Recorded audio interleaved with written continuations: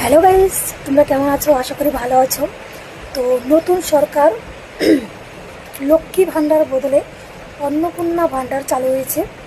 তো জুন মাসে অনেকেই অফলাইনে ফর্ম ফিল আপ করেছিল, অনেকেরই আবার টাকা ঢুকে গিয়েছিল। হ্যাঁ, 2 তারিখে যারা ফর্ম ফিল আপ করেছিল তাদের টাকা ঢুকে গিয়েছে, কিন্তু আমরা করেছিলাম 5 তারিখে, আমাদের টাকা ঢুকেনি। খুব খারাপ লেগেছিল। তারপর আবার মানে আমাদের এখানকার পঞ্চায়েত বলেছিল যে অনলাইনে করতে হবে। তো আমি করে নিয়েছিলাম অনলাইনে। তো অনলাইনে করার পরে জুলাই মাসের 1 তারিখে আমার অন্নপূর্ণা ভাণ্ডারের টাকা ঢুকে গিয়েছে।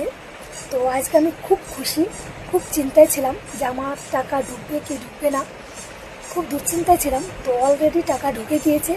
কারা কারা অন্নপূর্ণা ভাণ্ডারের টাকা পাওনি কমেন্ট করে জানিয়ে দাও। টাকা।